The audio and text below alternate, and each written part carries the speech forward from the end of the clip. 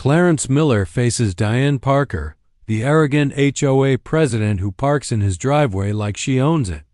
This chapter sets up the conflict with a shocking confrontation, a humiliating first toe, and a hint that Clarence has more than one move planned. The quiet neighborhood watches, but nobody dares intervene. Diane Parker didn't sleep that night. Her curtains stayed wide open as if she could glare the darkness away, but the shadows kept creeping back. In the morning she stood in her driveway, Clarence's driveway, as everyone now called it in whispered jokes, and stared at the oil stain left behind like a scar she couldn't scrub out. Across the street, Mr. and Mrs. Lopez pretended to water their tulips, though their eyes darted back every few seconds to catch her pacing. Mrs. Adams jogged by twice, headphones in, slowing just enough to smirk. Diane felt them all judging her, savoring her stumble. The HOA queen, stranded on foot, forced to call her daughter for a ride. The shame clung to her skin like the humid Georgia air. Inside his living room, Clarence watched through a gap in the blinds. Naomi sat on the couch behind him, nursing her second cup of coffee, her eyes fixed on the muted news playing on the TV. Rufus snored at her feet, oblivious to the war brewing outside. "She's not done," Naomi said softly, not bothering to glance at her husband. Her voice carried the weight of someone who'd seen 100 petty tyrants like Diane Parker and buried them all under her quiet patience. Clarence didn't answer. He just sipped his coffee, dark and bitter. Outside, Diane was on her phone now, gesturing wildly, her voice a sharp spear point that stabbed the air. He couldn't hear the words, but he didn't need to. He knew her type well enough to guess. Revenge, fines, meetings, votes. Across the street, a car slowed down. Clarence recognized the dented bumper. Tommy Jenkins, the teenage son of Mrs. Jenkins from Lot 12. Tommy lowered his window just enough to shout, "Hey, Miss Parker, want me to call you a tow truck?" Before peeling off, tires squealing, laughter echoing down the street. Naomi's lips twitched into the ghost of a smile. Clarence let out a quiet breath. He didn't smile, not yet. The game wasn't over. The first toe was only a crack in Diane's porcelain facade. Now he needed to make it a fault line. That evening, the neighborhood Facebook group lit up like dry leaves catching a spark. Screenshots of the toe, blurry phone videos, laughing comments. Each post another ember landing on Diane's carefully curated reputation. She responded at first, long rants about rules, disrespect, people like him. But every reply only fanned the fire. By midnight, she'd deleted half her posts and blocked 3 neighbors. Clarence never posted a word. He didn't have to. Silence could be a scalpel sharper than outrage. On Tuesday morning, Diane marched down the street with a clipboard, her heels clicking like gunshots. She knocked on doors, demanded signatures for a new HOA bylaw that would ban commercial tow trucks from entering residential lanes without explicit HOA clearance. Most neighbors listened politely, nodded, then closed their doors and peered through peepholes as she moved on. She reached Clarence's porch just after noon. Naomi opened the door before Diane could knock. "I'm here for your husband." Diane snapped. "We need to discuss what he did." Naomi stepped aside without a word. Rufus growled from the hallway but stayed behind her legs. Diane brushed past, her perfume a cloud of expensive roses and stale entitlement. Clarence sat at the dining table, stacks of manila folders spread before him like chess pieces. He looked up, calm, unreadable. "Mrs. Parker, you've humiliated." She hissed, leaning over the table. Her finger stabbed at the folders as if they'd insulted her personally. This ends now. I run this community. You can't just bring in tow trucks like you own the place." Clarence didn't flinch. He flipped open one folder. Inside, rows of photos. Diane's SUV blocking his drive on 6 separate days, timestamps, violation slips. He slid it across the table, slow and deliberate. "You've been parking illegally for months," he said. I asked nicely. Posted signs. Filed complaints. He ripped them down. Her cheeks flushed a blotchy pink. "You think you're so clever? You think you can turn these people against me?" Clarence leaned back in his chair, folding his hands on his stomach. "I think they're turning on their own." Diane's breath hitched, just once, just enough.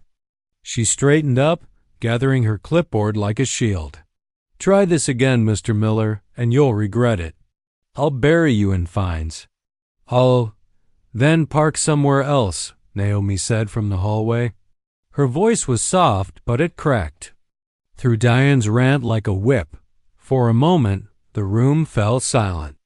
Rufus padded forward, tail wagging as if to diffuse the tension with a wag and a wet nose. Diane stepped back, nearly tripping over the dog. "This isn't over," she spat, but her eyes darted away from Clarence's steady stare. "No, Clarence." "Agreed. It's not." She stormed out, slamming the door so hard a picture frame rattled on the wall.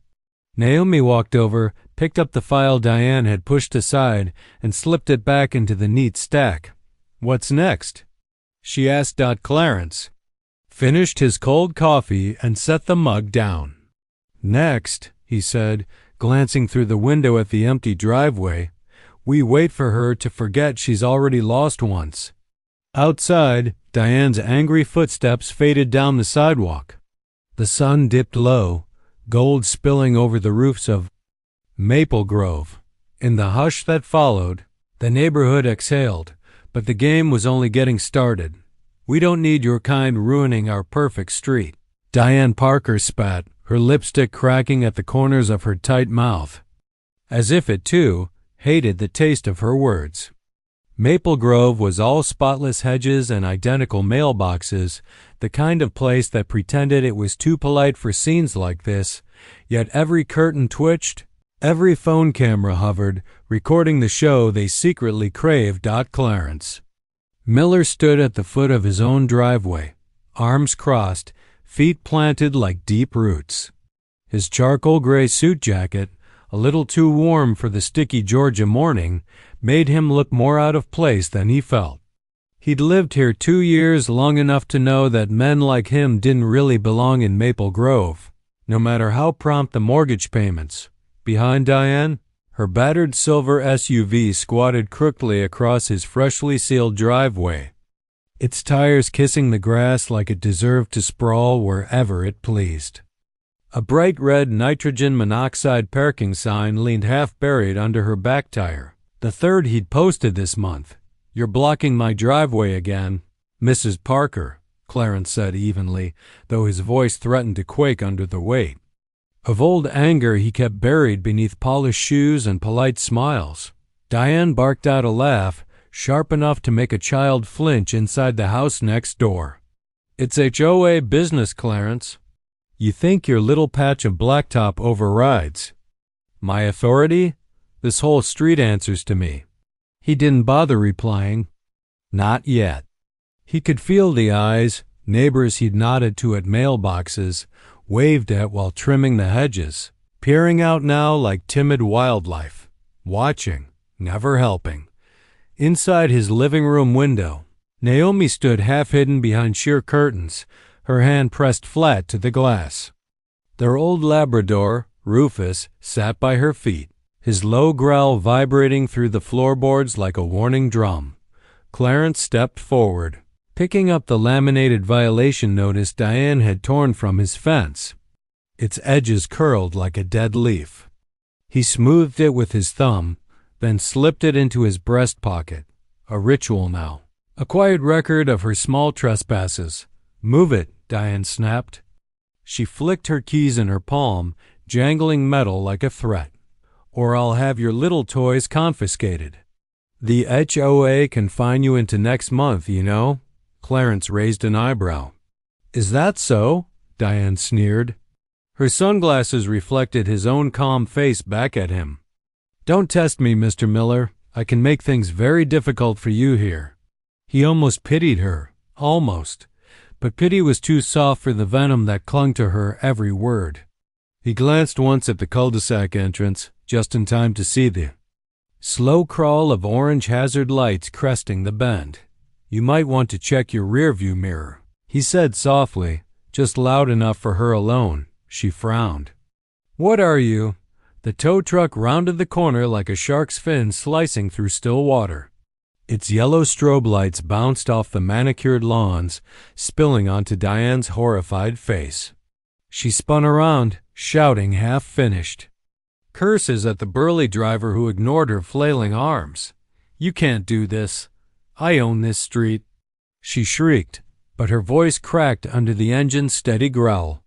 The driver barely glanced at Clarence. They'd spoken this morning. Paperwork neat, authorization clear. The chain clinked under the SUV, a cold promise tightening around Diane's arrogance. Neighbors filmed openly now. Screens glowed behind half-drawn curtains. The sweet hush of suburban silence fractured under Diane's tantrum. Rufus barked once, as if to punctuate the moment. "You'll regret this." Diane shouted at Clarence, jabbing a finger at his chest but not daring to touch him. Her pearls rattled against her throat like they were trying to escape. Clarence didn't flinch. He only tilted his head. "Will." See, the SUV's front wheels lifted from his driveway, black oil spots left like bruises on his fresh asphalt. Diane lunged forward, but the tow truck rolled on, the driver nodding politely as if hauling away a piece of trash left out too long. For a heartbeat, Diane looked small, a frazzled figure framed by the perfect fences she policed so fiercely. She turned back to Clarence, fury leaking out in shallow breaths. But he'd already turned away, stepping onto his porch, one hand brushing his tie back into place. "Naomi, close the blinds," he called without looking back. Inside. Naomi's hand dropped from the glass. The blinds fell. The street outside hummed with fresh gossip. Diane stood alone now, her kingdom dented, her authority hooked to a tow chain heading for the impound dock. Clarence paused at his door. He could feel her eyes boring into his back, digging for a reaction he wouldn't give. Instead, he knelt to scratch Rufus behind the ears. "Good boy," he murmured. The old dog's tail thumped the wooden boards. Behind him, on the driveway, a single slip of paper fluttered down from Diane's dashboard, another violation, another line crossed. Clarence picked it up, folded it, and tucked it into his pocket with the others. One down. One to go. It started with the rumble of an engine at 2:03 a.m. Clarence heard it even through the hum of the bedroom fan.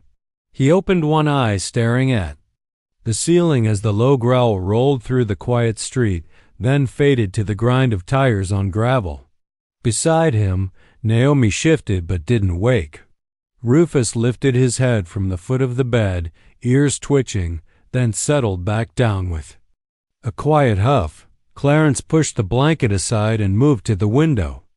Outside, under the sickly yellow glow of the street lamp, Diane Parker's silver SUV perched across his driveway again, the same dent in the bumper, the same faded HOA proud sticker half peeled on the rear window.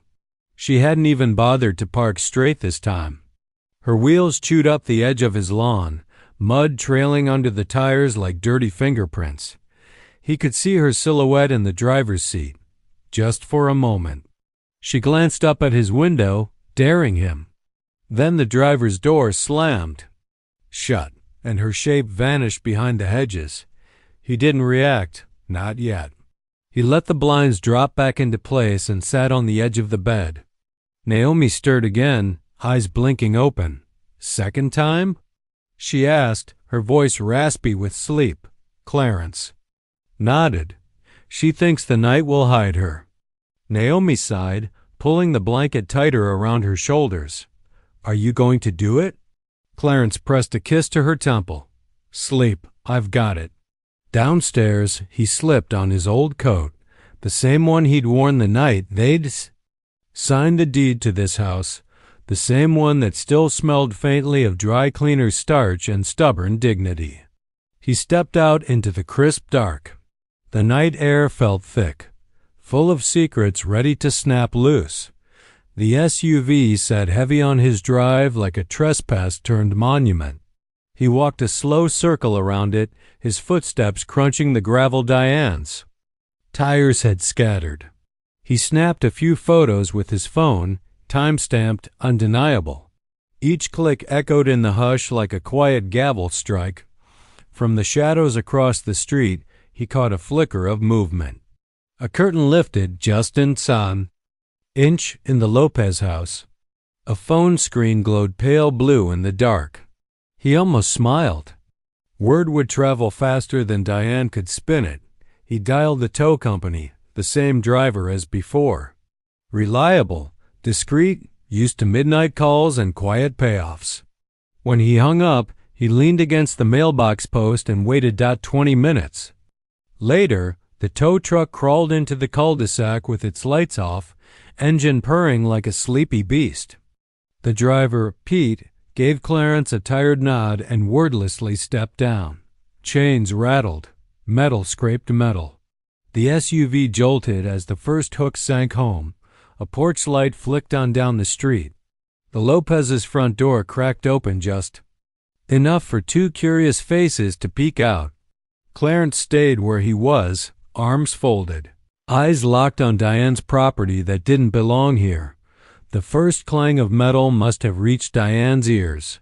Her front door burst open, her figure a blur of bathrobe and fury. She stumbled across the street barefoot, shouting into the night, words half swallowed by the truck's engine roar. "Stop. You can't do this again," she shrieked, her voice shredding the quiet like claws on silk. Pete ignored her. The SUV lifted inch by inch, tires hanging useless in the air. Diane lunged at Clarence instead, grabbing his coat sleeve. "You think you're smart, don't you?" she spat, her breath sour with panic. "I'll have you thrown out of here. I'll have your house seized. Clarence met her eyes, calm, heavy, a gravity she couldn't claw through. "You can park on your side of the street, Mrs. Parker," he said, low enough for only her to hear. "That's all you ever had to do." She let go like his fabric burned her fingers. Her eyes darted to the Lopez house, where the curtain now pulled back completely.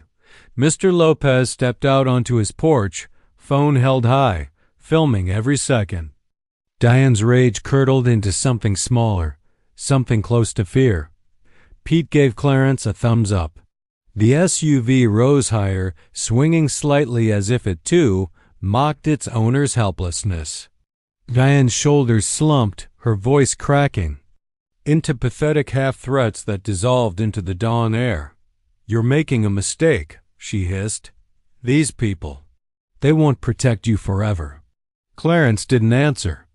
He just watched her watch her precious status dangle from a steel chain, her defiance stripped raw in the glare of the porch lights. When the tow truck pulled away, the rumble echoed down the street like distant thunder rolling over old fields.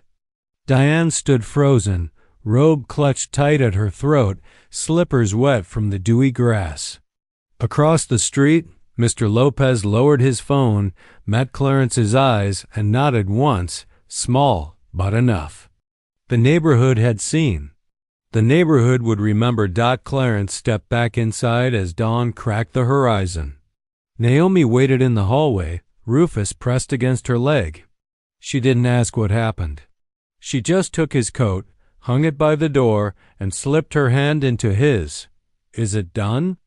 she whispered. Clarence squeezed her fingers. "Not yet," he said, "but soon." Behind them, the house felt warm, sturdy. Outside, the first birds began to sing, threading promise through the hush. On the driveway, only an empty oil stain remained, the mark of a second line crossed. Diane Parker stood in her kitchen, staring at the blinking cursor on her laptop screen like it might blink back an answer. Her fingers hovered above the keyboard, nails clicking nervously as she retyped the same words for the 5th time. Community alert. Dangerous behavior by resident Clarence Miller. She read it aloud in a whisper, trying to taste the power she once wielded so easily. But the words felt brittle, empty threats wrapped in cheap authority. Her coffee had gone cold beside her, untouched since dawn. Outside her window, the street she used to rule like a queen was waking up. Cars rolled by, kids zipped down sidewalks on bikes, dogs barked at squirrels, and somewhere behind every drawn curtain, she could feel them talking about her, laughing about her. Watching her kingdom crumble piece by piece, she hit send. The HOA email list pinned out her accusation to every neighbor's inbox. Clarence Miller was a danger. He threatened the order of Maple Grove. He used intimidation tactics, illegal towing, harassment. She signed it with her full name, Diane L. Parker, HOA President. As if the title alone might rebuild the walls she could feel cracking beneath. Her feet dot at 7:13 a.m., her phone buzzed. One reply, then two. But as she opened them, her stomach turned. Mrs. Adams. Are you sure about this, Diane? He has proof, Mr. Lopez. Maybe best to let it go now. It's getting embarrassing. Embarrassing.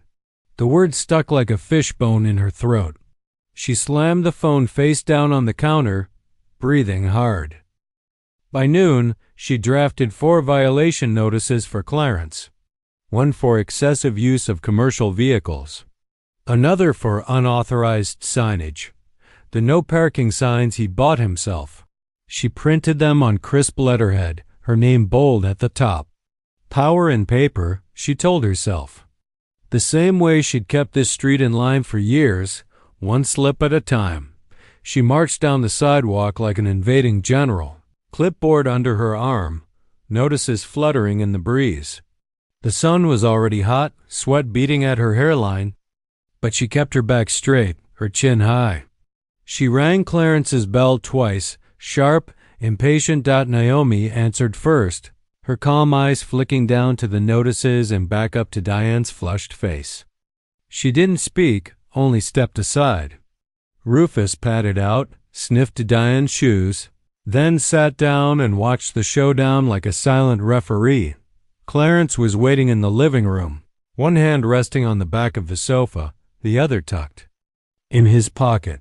He didn't look surprised, only tired, as if Diane was a storm he'd already seen coming. Mrs. Parker, he said, voice smooth as ever. How can I help you today? Diane slapped the notices onto his coffee table. These are for you. You violated multiple bylaws. Commercial vehicles, improper signage, hostile behavior. Fines will be assessed immediately. Clarence glanced at the papers without touching them. Hostile behavior, he repeated, tasting the phrase as if it were foreign on his tongue. He looked at Naomi, who raised an eyebrow but stayed silent. I want you to understand something very clearly, Mr. Miller, Diane snapped, leaning closer. This street does not belong to you. I have run this HOA for 12 years. People listen to me, not you. Clarence's smile was almost too gentle. To be real. He pulled out his phone, scrolled for a second, then turned the screen to Diane. Photos. Her SUV blocking his driveway, timestamps, video clips of her ripping signs down, her screaming during the tow. Her eyes darted over each image, her mouth opening and closing like she might swallow the evidence if she could. This doesn't matter, she stammered. You think you can intimidate me with, I think, Clarence cut in softly, that you should be careful with threats, Mrs. Parker.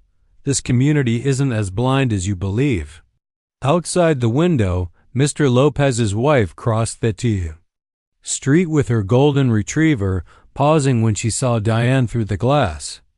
She gave Clarence a polite wave, then turned away when Diane lifted a hand to return it.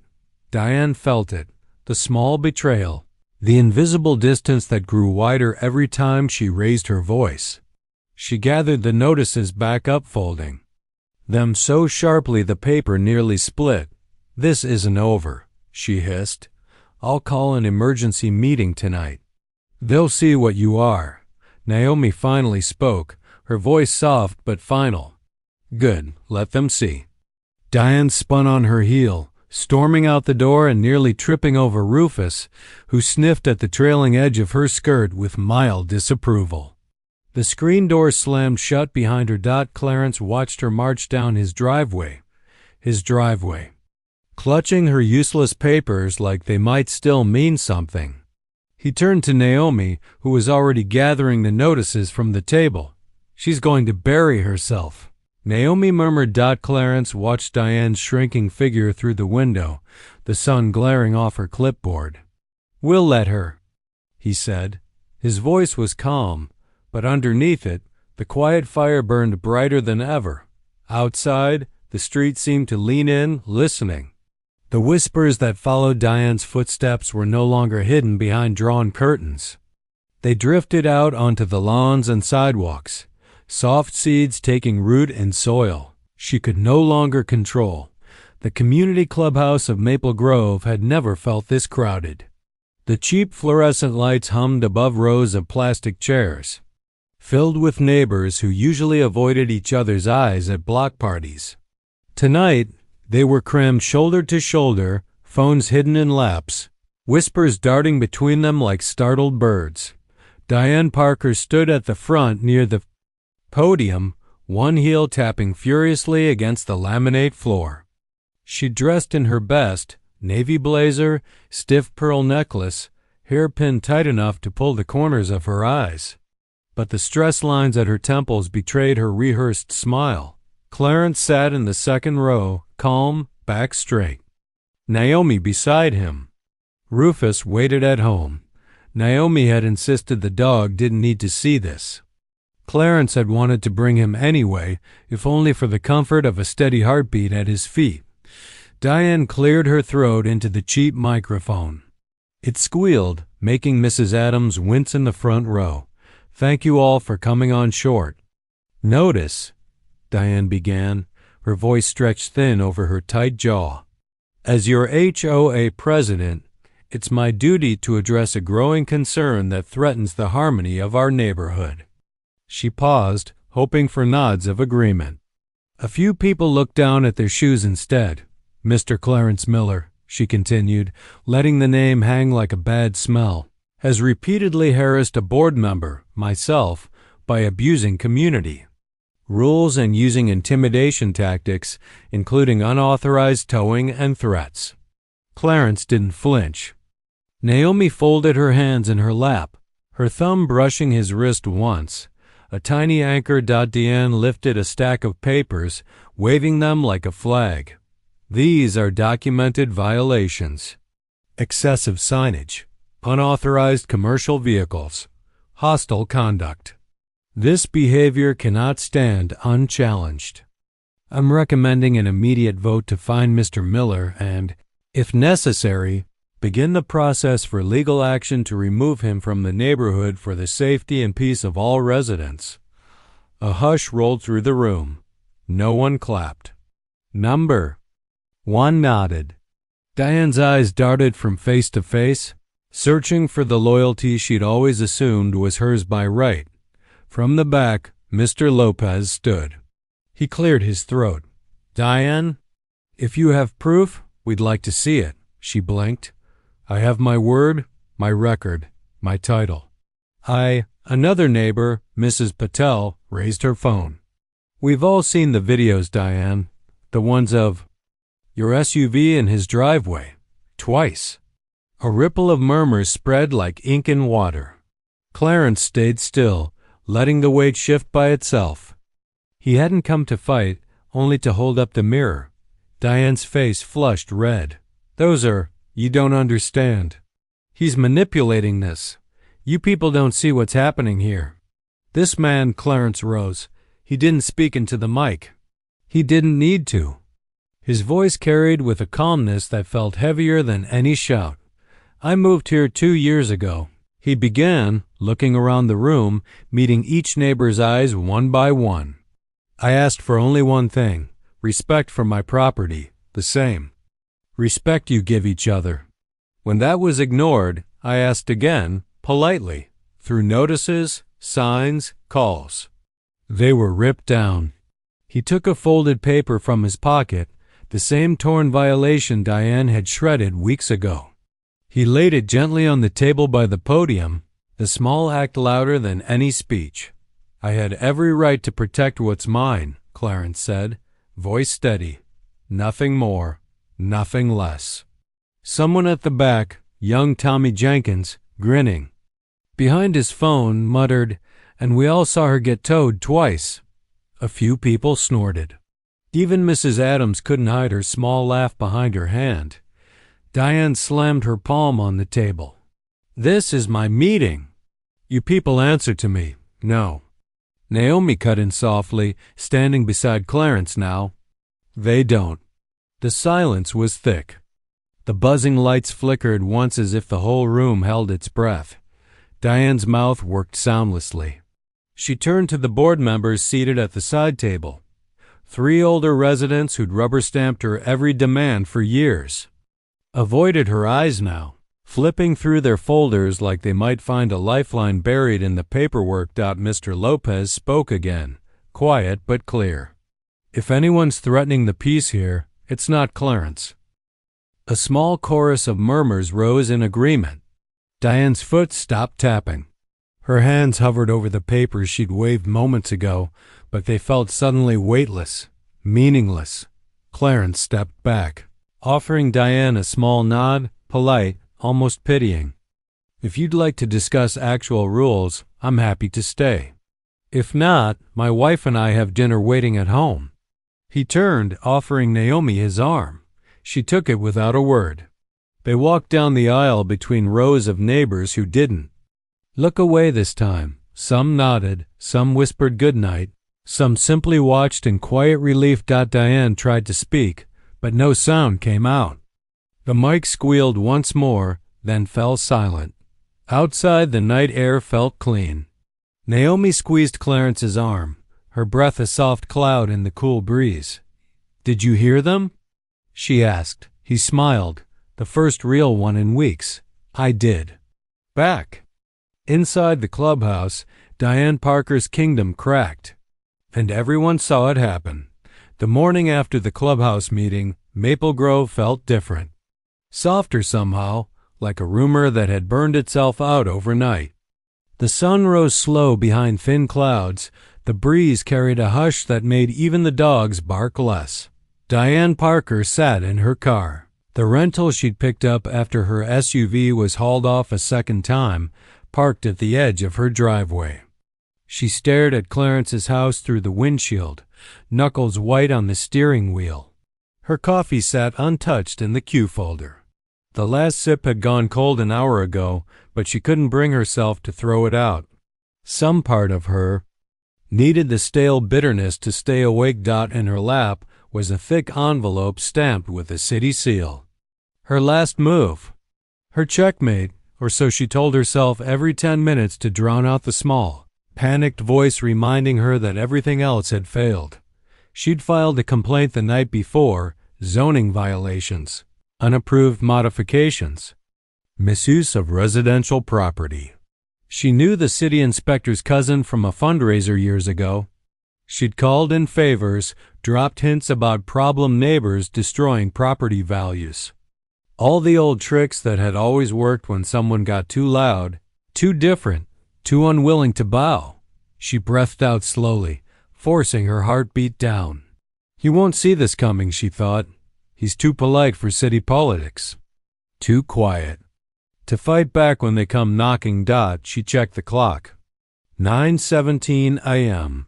The inspector should be pulling into the cul-de-sac any minute now. Across the street, Clarence knelt in his yard, Rufus at his side, planting a small bed of new spring flowers beside the mailbox. He pressed his palm into the soft earth. steady and methodical. Naomi stood a few steps back, holding a watering can, her free hand shielding her eyes from the soft sun. They looked so ordinary, and that infuriated Diane more than any insult ever could. When the white city sedan turned the corner, she felt a tiny rush of triumph swell in her chest. She sat up straighter, adjusted her blazer collar, and checked her lipstick in the rearview mirror. Watch him panic, she told herself. Watch him squirm. The car stopped at the curb. A middle-aged inspector stepped out, clipboard in hand, eyes scanning the tidy lawn, the fresh flower bed, the perfect driveway. Once her driveway, she still wanted to believe. Clarence stood, dusted dirt from his hands, and gave the inspector a polite nod. Naomi stepped forward too, calm as ever. "Mr. Miller?" The inspector asked, voice flat with routine. "We received a complaint about potential zoning violations. I'll need to take a quick look around if you don't mind."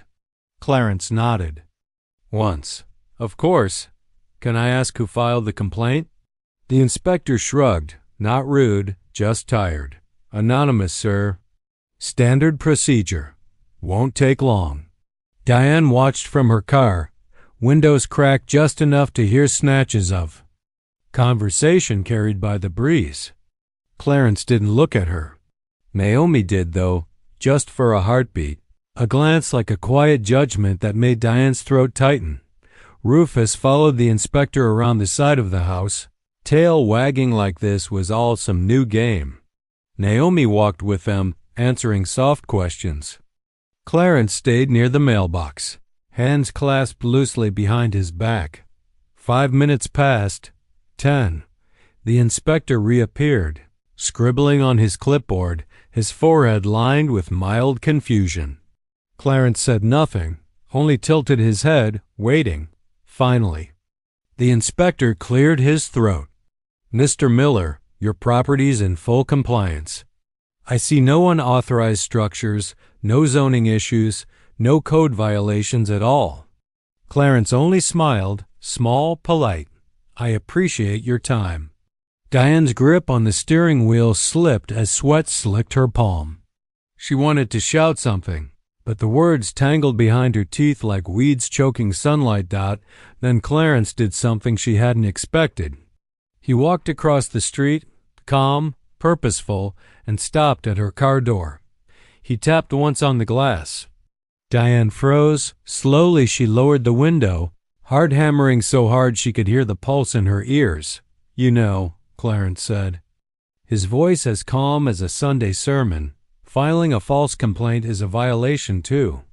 Diane's mouth twitched. "Prove it." Clarence reached into his pocket, pulled out his phone, and flipped the screen around. Diane's heart dropped when she saw it, a grainy video from a neighbor's security camera. Her own shape slipping the envelope into the inspector's Dropbox at City Hall the night before. Her own voice, caught just clear enough in the background. "Make sure he regrets moving in here." She couldn't speak. Her tongue felt glued to the roof of her mouth. Clarence stepped back, slipping the phone into his pocket like he'd just checked the weather. "You should stop, Diane, before you lose more than your car." Behind him, Naomi stood at the end of their drive, Rufus leaning against her leg, tail thumping. The inspector gave Diane's car a brief glance, then turned away, done with whatever mess she dragged him into. Clarence didn't shout.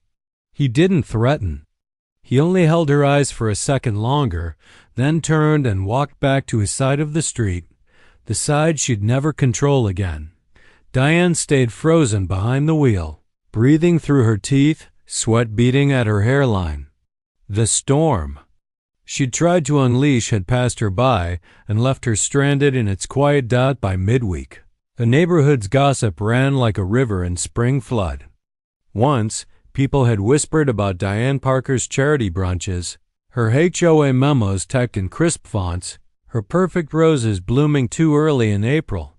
Now they whispered about the woman who called City Hall with fake complaints and still parked crooked when no one was watching. Diane knew it. She felt it when she stepped onto her porch to fetch her mail. The way Mrs. Patel turned her back, pretending to fuss with a potted plant. The way Tommy Jenkins sped by on his bike, yelling, "Better park right this time, Mrs. Parker." His laughter rang in her ears longer than she'd admit. Inside, her dining table looked like a battlefield.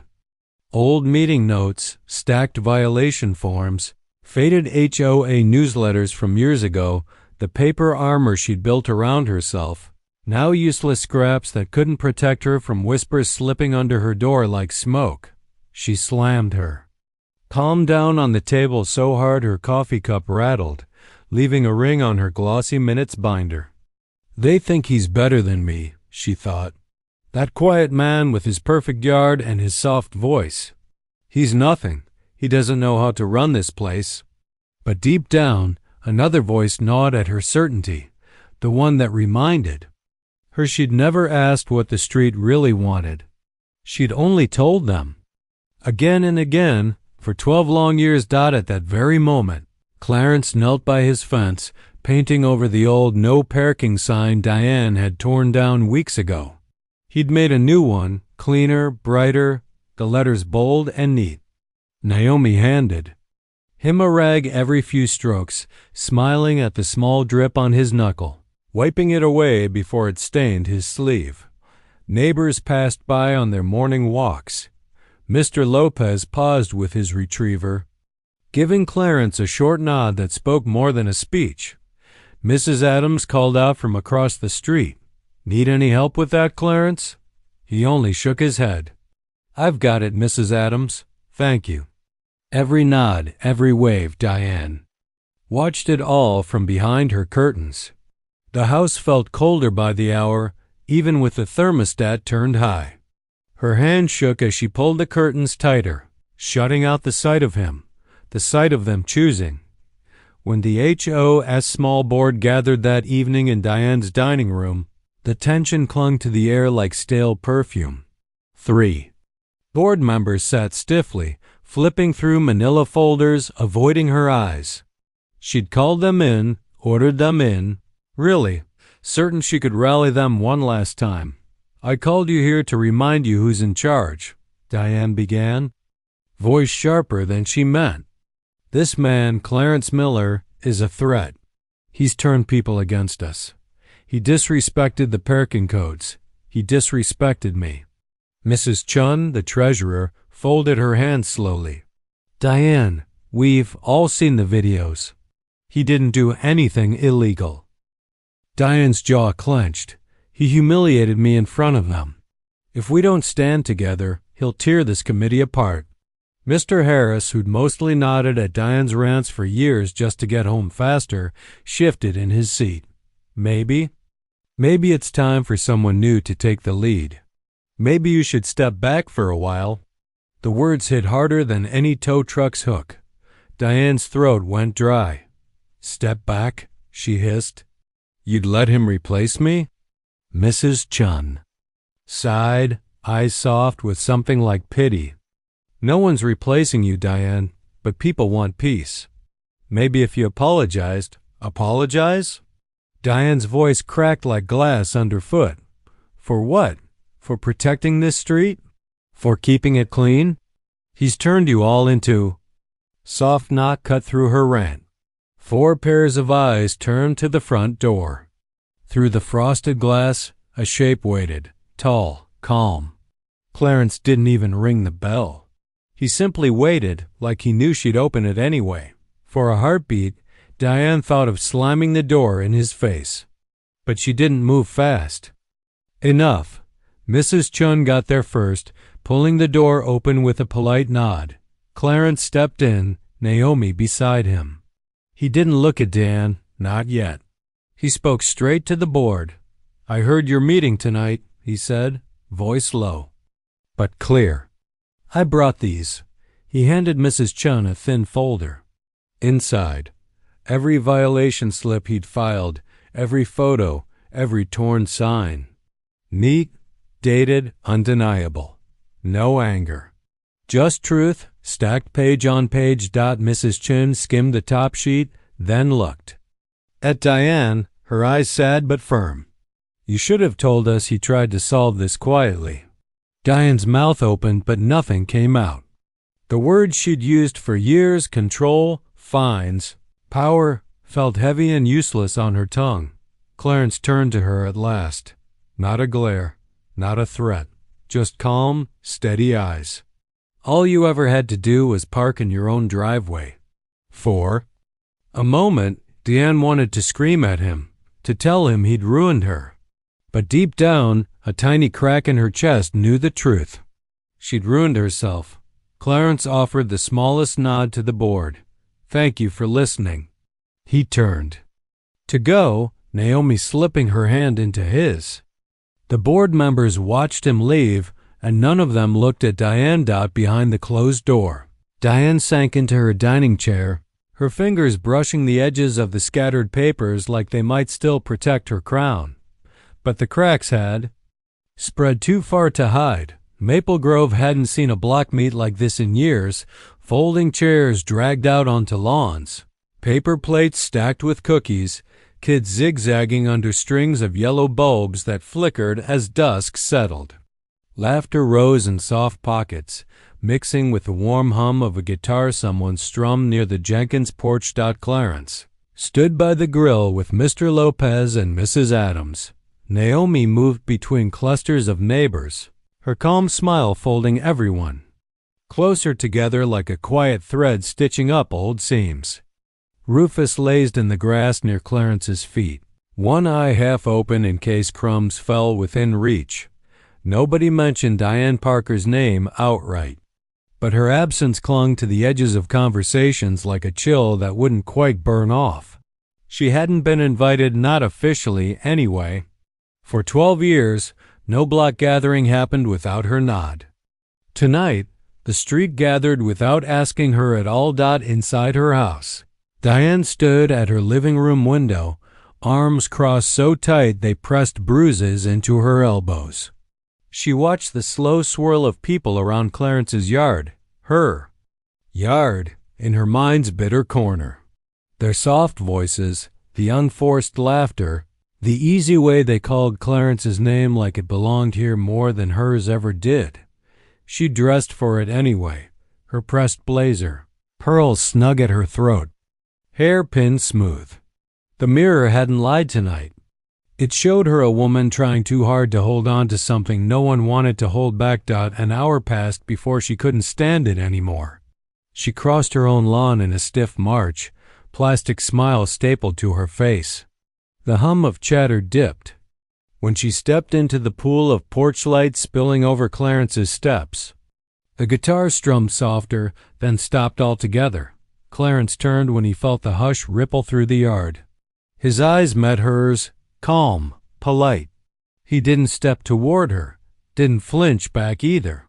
Naomi joined him, fingers brushing his elbow like a gentle anchor. "Good evening, Mrs. Parker," Clarence said first, his voice just loud enough for the small circle around him to hear. Diane tried to smile wider. "Good evening. I thought I'd stop by. It's good to see everyone together." She let her eyes sweep the gathering, hunting for nods of approval, old loyal glances she could pull like strings. But no one nodded. Some sipped lemonade, some looked away, some fiddled with paper plates already slick with barbecue sauce. Mr. Lopez cleared his throat politely. "Did you need something, Diane?" Her name sounded foreign on his tongue. No Mrs. Parker, no title. Just a fact stripped of its old shine. Diane's fingers twitched against her side. "I just wanted to remind everyone," she began, voice pitched carefully between sweet and stern, "about keeping the street tidy tonight. Trash bins should be lined up properly. Noise should end by 10. We don't want any disruptions." She glanced at Clarence when she said it, a flick of old venom dressed up as neighborly concern, but Clarence didn't bite. He just tilted his head slightly, a small, unbothered smile in the corners of his mouth. Naomi stepped forward instead, her tone soft but sharp as glass under velvet. "Thank you for the reminder. We've got it under control." Diane's lips parted, ready to tack on another warning, an old reflex that used to hush a whole cul-de-sac. But this time the words stumbled when Mrs. Adams turned away mid-sentence to wipe barbecue sauce from her grandson's cheek. When Tommy Jenkins rolled his eyes so hard he nearly lost balance on his bike. When the Jenkins dog barked once, not at Clarence's Rufus, but at Diane's stiff posture like it smelled something soured out the silence she'd used for years to keep. People obedient returned now, but it wasn't obedient anymore. It was heavy and cold and waiting for her to take her place on the other side of the street. She forced a brittle laugh. Well, I suppose I'll head back. I'm sure you all have things handled. Clarence dipped his head once, respectful, not mocking. Good night, Mrs. Parker. She waited for someone to echo him, to back her authority with a soft good night in return, but no one did. The guitar picked up again before she'd even turned fully away, an easy melody that brushed her shoulder. Like a door swinging shut back inside her house, Diane stood in the entryway, staring at the shadows across her living room walls. The noise outside drifted through the window screens, low laughter, soft music, Rufus barking once when Tommy dropped a sausage. She sank into her armchair, the pearl necklace digging tight into her throat. The street outside no longer bent to her name. It bent to something quieter, stronger, a respect that couldn't be fined, ticketed, or towed. Out on his porch, Clarence leaned against the railing, Naomi at his side, Rufus curled at his feet. He didn't gloat. He didn't wave Diane's loss like a flag. He only watched his neighbors laugh under strings of warm lights, a soft promise that Maple Grove would never be quite hers again. And when Naomi leaned close and whispered, "You did it," Clarence only smiled, eyes on the quiet street that finally felt like home. Monday morning draped a soft gray over Maple Grove. The sky was heavy, but the air was calm, almost expectant, like the whole street was holding its breath to see if the storm would roll in or drift by. Diane Parker sat at her kitchen table, phone pressed to her ear, the HOA binder open in front of her like a sacred book she could barely read anymore.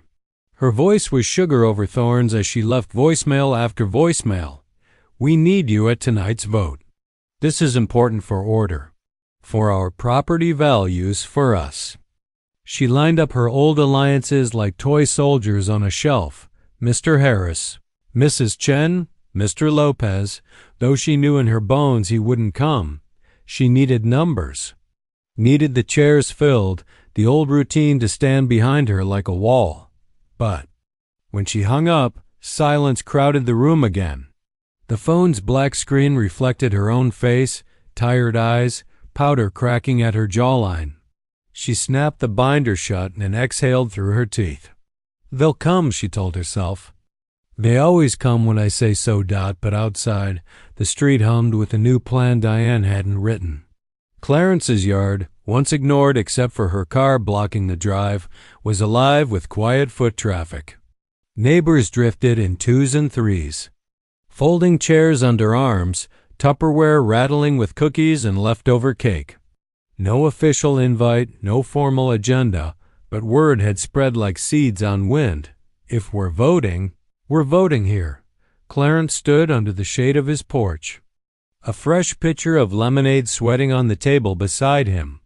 Naomi arranged extra chairs on the grass, laughing when Rufus stole a cookie straight off a plate and trotted off to bury it under the hydrangeas. No one asked for permission. No one checked a memo. They just came and stayed. As the sun dipped lower, Diane stepped out of her front door in her blazer again, the same uniform she'd wrapped herself in for years. A stack of official forms under her arm, HOA title badge pinned neat at her collar. Her heels clicked sharp down her walkway, like she could hammer her authority back into the sidewalk if she stepped hard enough. But halfway across the street, her steps faltered. The lawn before her was an empty rose waiting to be ordered. It was people, Kids on blankets, neighbors leaning in soft circles, plates balanced on laps. They didn't look up at her with fear. They didn't look up at all. They were looking at Clarence. He stood calm in the center, hands tucked in his pockets, Naomi by his side, Rufus asleep at their feet like even the dog knew the fight was over. When Diane reached the edge of the grass, Mr. Harris glanced her way. He gave a polite nod but didn't rise. Mrs. Chun shifted in her seat but didn't wave her over. There was no podium here. No microphone squealing her words into submission. Clarence spoke first. Not loud, just enough to carry in the hush. That settled as Diane's shadow crossed the lawn. "Mrs. Parker," he said, voice soft. "You're welcome to sit, if you'd like." Diane's chin lifted. "This is an official HOA vote. This is not the place for it." Tommy Jenkins piped. Up from the back, legs crossed under him, cookie in hand. "Looks official enough to me. We're all here." Soft laughter broke the tension. Not mocking, just warm, like the street itself was exhaling. Diane's throat tightened. She held up her stack of forms. "This is not valid. These people don't decide where we meet." Clarence tilted his head slightly. "They do, Diane. They've always decided.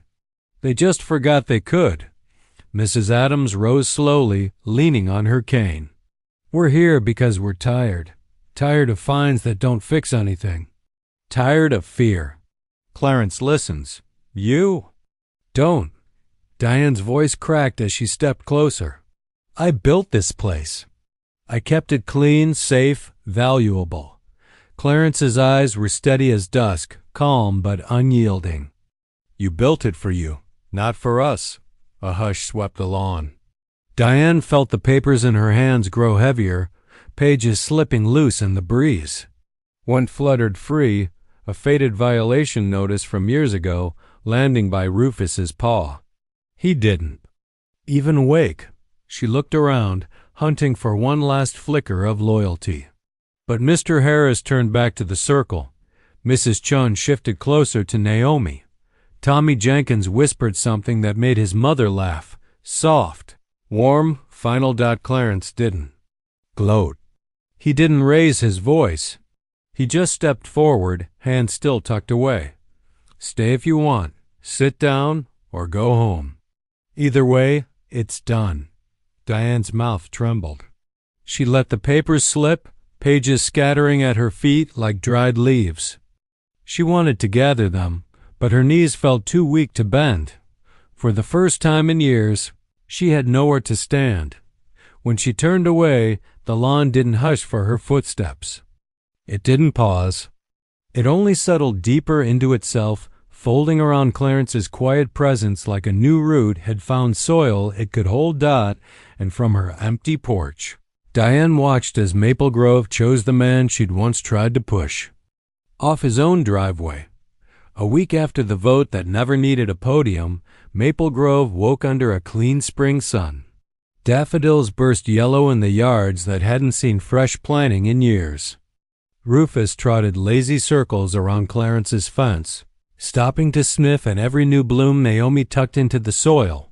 The old no parking sign lay propped in Clarence's garage, paint fading under a dusting of sawdust and soft spring air. He didn't need it anymore.